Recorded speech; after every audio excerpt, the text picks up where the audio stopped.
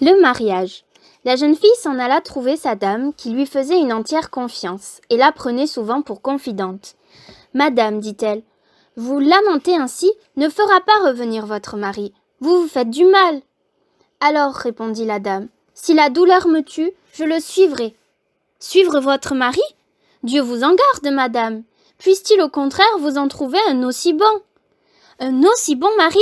Comment oses-tu dire un tel mensonge ? Un meilleur même, si vous le voulez. Tais-toi, va-t'en, quelle audace ! Un meilleur, oui, et je peux le prouver. Mais sans vouloir vous blesser, dites-moi, qui défendra vos terres quand le roi Arthur viendra avec sa cour de chevaliers au perron de la fontaine ? Vous pleurez, madame, alors que vous devriez prendre conseil pour défendre vos biens. C'est urgent, madame bien-aimée, car vos chevaliers sont tous des peureux. Celui qui a peur de son ombre fait tout pour éviter le combat à la lance, car c'est un jeu qui n'apprécie pas les faibles. Aucun ne vous défendra contre le roi Arthur, vous le savez très bien. La dame est touchée par ces conseils de sa confidente, mais elle ne veut rien laisser paraître. « Fiche le camp, dit-elle, tu m'embrouilles avec toutes tes paroles. » La jeune fille s'en va, mais têtue, elle revient vite à la charge. « Madame, trop de deuil ne vous convient pas. Vous êtes faite pour la joie. Il reste bien dans le monde 100 chevaliers aussi bons ou meilleurs que votre mari. Lorsque 2 chevaliers s'affrontent, lequel, dites-moi, est le plus valeureux si l'un des 2 sort vainqueur ? Le chevalier qui a vaincu votre mari lui était supérieur. Il a même eu le courage de le poursuivre jusqu'ici. »« Espèce de folle !» hurle la dame. « Tu es possédée du malin !»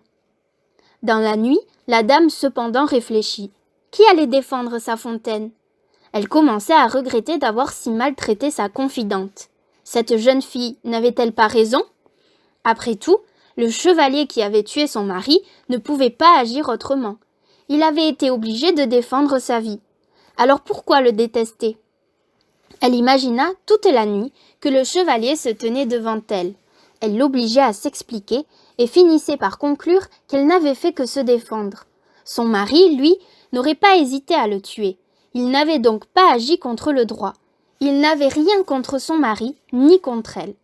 Au matin, quand la jeune fille revint, la dame lui demanda pardon de l'avoir injuriée, puis alla droit au but. « Que sais-tu du chevalier ?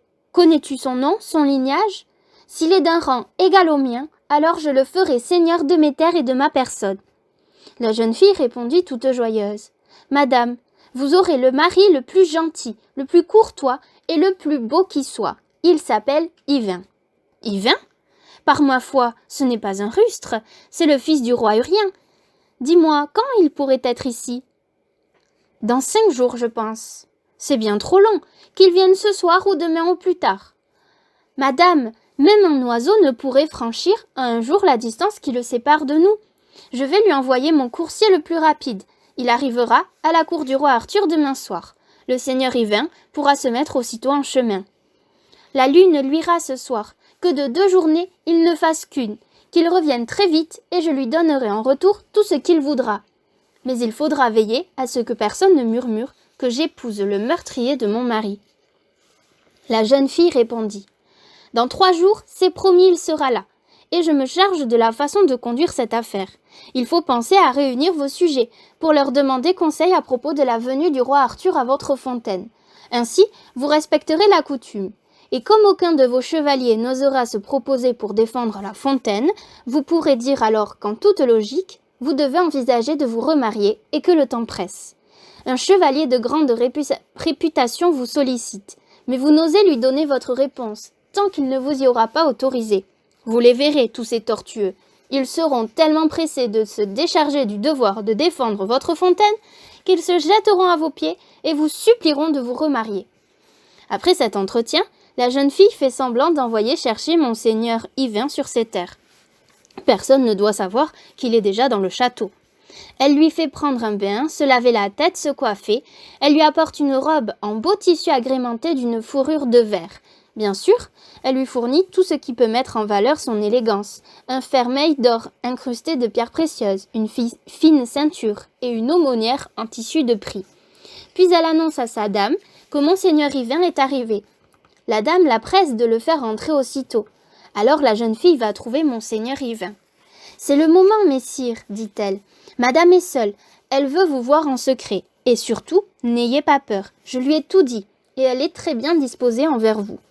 Elle veut tout, absolument tout de vous. » Puis se penchant à son oreille, elle ajoute « Elle veut vous mettre en prison. » « En prison ? » ?»« En prison, oui, la prison de l'amour. Voilà où vous serez enfermé. Il n'est pas possible d'aimer sans devenir prisonnier de celle qu'on aime. Soyez sans crainte, il n'existe pas de plus agréable prison. Allons, venez. » Yvain n'était pas très rassuré, car il craignait de tomber dans un piège. La dame lui voulait-elle autant de bien que le prétendait sa confidente ? Quand il la vit devant lui, assise sur un large coussin vermeil, la peur le paralysa. Il ne put prononcer un seul mot. Alors la jeune fille brusqua les choses. « Que soit maudite 500 fois l'âme de celle qui conduit dans la chambre d'une dame un chevalier qui n'ose même pas s'approcher et qui a perdu sa langue. Allons, messire, madame ne va pas vous mordre. Demandez-lui paix et concorde, qu'elle vous pardonne la mort d'Esclados, le roux, son mari. » Yvain s'agenouilla. « Madame, dit-il, tout ce qu'il vous plaira de me faire subir, je l'accepte de vous. »« Vraiment, répondit la dame, et si je vous tuais, chevalier ? » ?»« Je vous en remercierai, madame. Vous ne m'entendrez pas dire autre chose. J'aimerais tant réparer le tort causé par la mort de votre mari, même si j'étais bien obligée de me défendre. »« Je l'admets, répondit la dame. Vous aviez le droit avec vous. Alors je me demande, puisque vous étiez dans votre droit, pourquoi vous êtes prêt à faire tout ce qu'il me plaira ? Parce que je laisse parler mon cœur. Et ce cœur doux ami, qui lui dicte de parler ainsi ? Mes yeux, madame. Et les yeux, qui leur donnent des ordres ? Votre beauté, madame, la beauté qu'ils ont vue en vous. La beauté a-t-elle commis un crime ? Oui, madame, celui de me faire aimer. Aimer ? Et qui donc ? Vous, dame très chère. Moi. Et de quelle façon ? De la façon la plus totale et la plus absolue. Pour vous, je veux vivre ou mourir. Seriez-vous prêt à défendre la fontaine pour moi ? Contre n'importe qui. Alors la paix est faite entre nous. Venez donc que je vous présente à mes chevaliers. Ils nous attendent dans la grande salle. » L'entrée de monseigneur Yvain, de si noble allure, suscita l'émerveillement dans la salle remplie de chevaliers et de gendarmes. Tous se levèrent et s'inclinèrent. Chacun se dit « Voici donc le futur mari de Notre-Dame. Maudit qui oserait s'opposer au mariage, car il a fière allure, le chevalier. L'impératrice de Rome en personne trouverait en lui un mari digne d'elle. » Alors, le sénéchal, qui était loin d'être sot, prit la parole. « Seigneur, la guerre nous menace. Le roi Arthur s'équipe du mieux qu'il peut pour ravager nos terres. Avant 15 jours, le pays sera en ruine si nous ne trouvons pas un bon défenseur. Notre-Dame se trouve en fâcheuse posture depuis la mort de son vaillant mari. Il ne lui reste plus qu'une parcelle de ce domaine jadis immense et bien géré. Une femme ne sait pas porter l'écu, ni attaquer à la lance, mais elle peut prendre un mari qui le fera à sa place.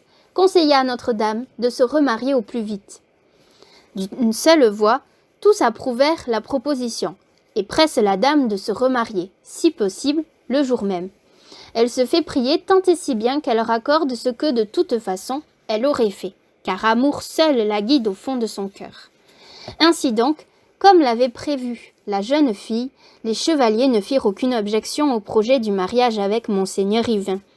Ils étaient trop heureux de voir arriver un champion, qui les dispenserait d'avoir à défendre eux-mêmes la fontaine entre le roi Arthur et ses gendarmes. Le mariage eut lieu le jour même, en présence de nombreux évêques et abbés. Devant tous ces barons, la dame à monseigneur Yvain se donna. Il ne fut pas plus belle et plus joyeuse noce. Monseigneur Yvain était maintenant maître des lieux. Le mari mort était oublié. Celui qui l'avait tué avait épousé la dame et dormait avec elle, et tout le monde l'appréciait encore plus que le précédent. Ce fut une joie de se mettre à son service durant toutes les réjouissances qui s'achevèrent la veille de l'arrivée du roi Arthur à la fontaine.